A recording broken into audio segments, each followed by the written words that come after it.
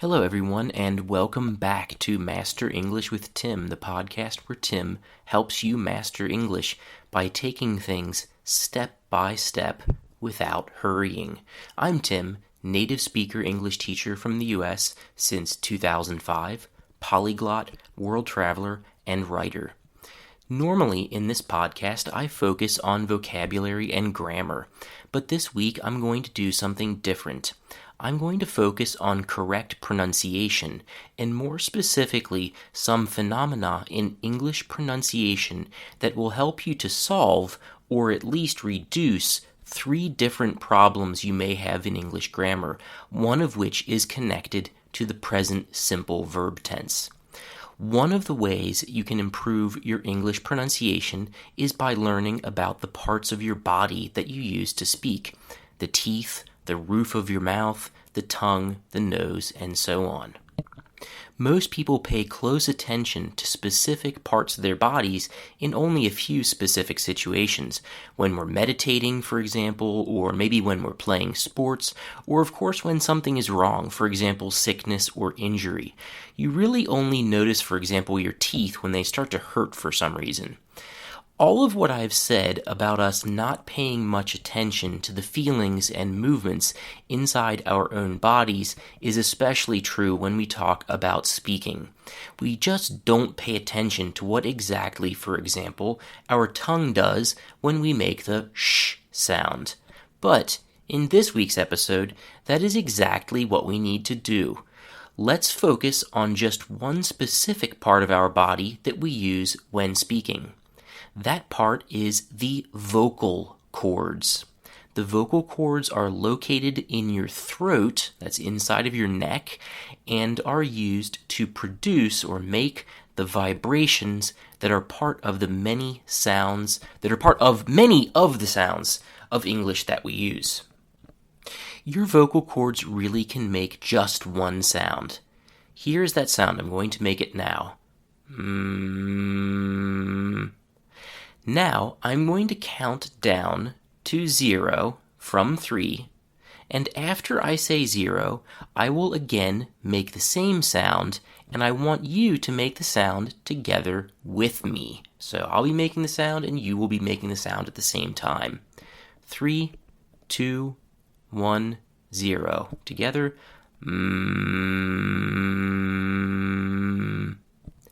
Okay, now I'm going to ask you to do something a bit different.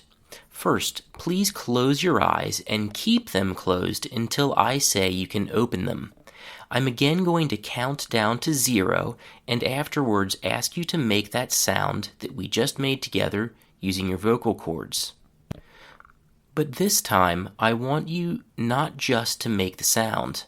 I also want you to pay attention to the sensations in your throat or inside of your neck when you make that sound.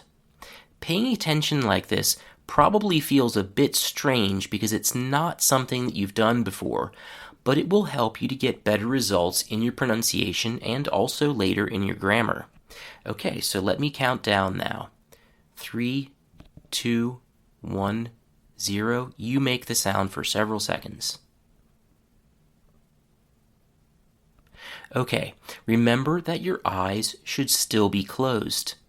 Now I want you to make the same sound again and keep paying attention to the sensations in your throat when you make the sounds. And I want you to keep making the sound for several seconds. Okay, take a deep breath. 3, 2, 1, 0.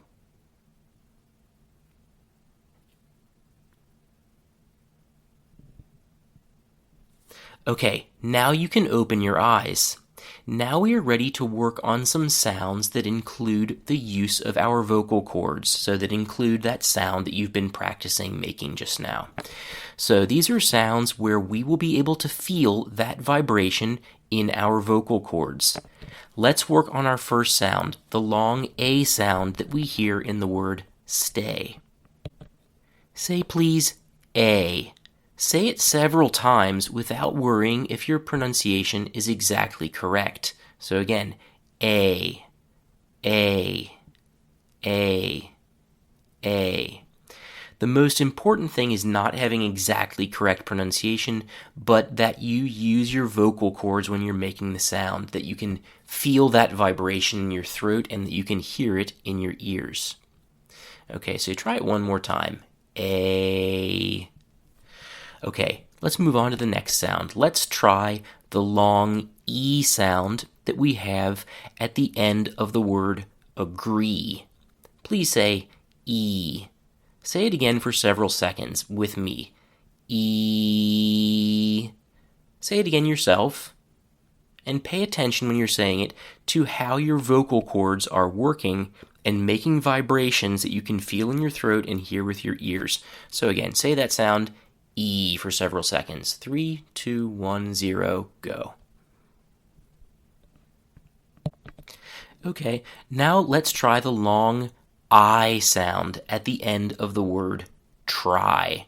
Say, please, I. Say it again a few times like me. I. Say it again. Say it longer. I. 3, 2, 1, 0. Say it. Okay, and remember to pay attention the next time you say it to the feeling in your throat and the sound of the vibrations too. So again, say it. 3, 2, 1, 0. Say I. Okay, we can now work on another sound. This sound is the long O that you hear at the end of the word grow. So make the sound yourself, O. Do it again several times, as always, listening to the vibrations from your vocal cords and feeling them in your throat. So say the sound now 5 or 6 different times. O, O, O, O, O. But say it longer each time. 3, 2, 1, 0, go. Okay, now try it again, but this time instead of saying it several different times, O, O, O, say it one time long. O. Go ahead. 3, 2, 1, 0. Go ahead. Okay. Here is another sound. Let's move on. This sound is oo, like in the word zoo. Listen to me say the sound. Oo, oo, oo. Now you can make the sound for a long time, doing the usual thing where you pay attention to the sound and feeling of the vibration. So I'll count down again. 3, 2, 1, say ooh for a long time. Okay, so now we have 5 sounds, A, E, I, O, and oo. You need to make vibrations using your vocal cords whenever you make these sounds.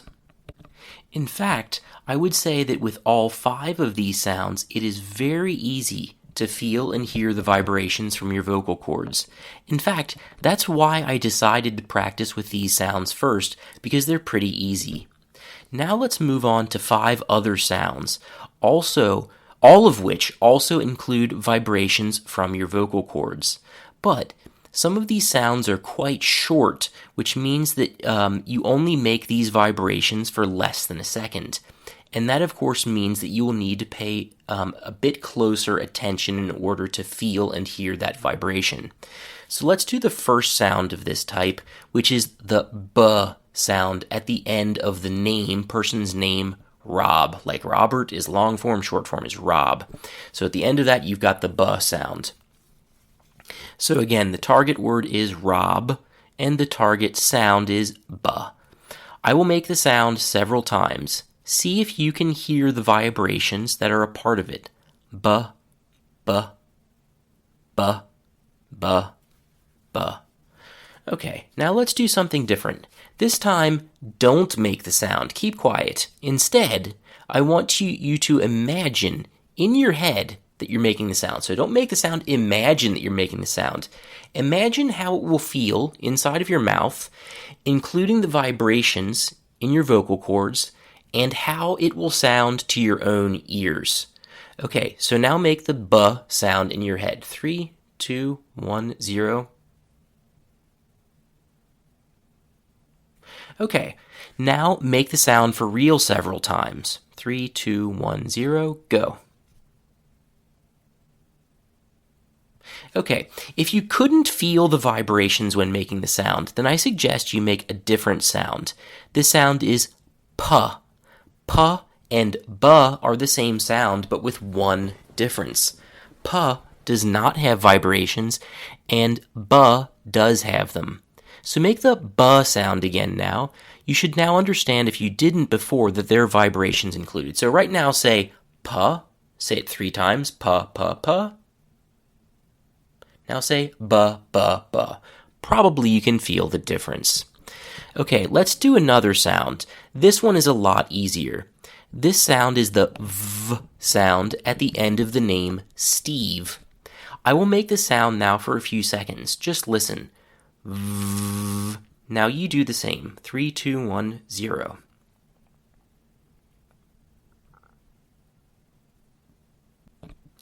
Here's another sound where it may be hard to feel or hear vibrations from your vocal cords. This sound is duh, like at the end of the verb need. Say it, please. Duh, duh, duh, duh, duh. Okay, now say it again several times yourself. 3, 2, 1, 0, go. Okay, now we can do the g sound that we hear at the end of the verb and also noun hug. Say g, g, g, g. Okay, now we can do a sound that's actually pretty hard. Not because the vocal cord vibrations are short or because the sound itself is short, but because it's not natural to make at all for a lot of non-native speakers. This sound is the th sound at the end of the verb breathe. To make this sound, you need to put just the tip, just the end of your tongue between your top and bottom teeth, and then push air past your tongue like this. So again, tongue between the teeth and push with the air. Kind of like you're saying z, but with your tongue out of your mouth a little bit instead of inside. So see if you can do it now. 3, 2, 1, 0, go. Okay, let's do one more sound. This sound is z, like at the end of the word lose or choose. Please say the z sound. 3, 2, 1, 0, say it. Okay, actually, now that I think about it, that z sound was pretty easy. It's quite easy to hear that vibration. Okay, we have just 4 more sounds where you use your vocal cords. They're relatively easy, though, and you've been doing a great job listening and working on the same thing for quite a while. So let's go through these sounds quickly. Just remember to pay attention with ears and throat for vibrations from the vocal cords when you make these sounds. First sound, l, like in the verb and noun call. So say it, please. L. Second sound, m, like in the name Tom or Tim. Say again, m. Third sound, n, like in the verb at the end of the verb run. So say it, n. So fourth and last sound, r, like in the noun at the end of the noun car. Say it, please, r. So, great job. You really did an amazing job paying attention to this stuff for so long. It's a lot of information. There's only one thing left that we still need to do. We need to give a name to this type of sound that uses the vocal cords. The name for this type of sound is voiced. So the voiced sounds that we worked on are A, E, I, O, U, B, V, D, G, th, l, m, n, and r. There are also a few more, for example, zh and j, but I want to focus on them separately in a later lesson because they're a little bit special. So, you might be wondering why I've been talking this entire time about a detail like voiced consonants. Well, there are 5 reasons that I can think of immediately why these sounds are important, and maybe there are even some more too that I haven't thought of yet. First of all, it's fun. This episode has been really different for me, and I hope you've enjoyed it too. Secondly, it's generally a good idea to work on pronunciation now and then. It helps us to focus on the most basic part of the language, which is the sounds that the language is made of. Third, focusing on pronunciation generally can help improve your listening comprehension. Fourth, for native speakers of a lot of languages, these sounds are hard to make when they are at the end of a word. This is true for speakers of German, Polish, and Russian, and also to some extent Spanish speakers.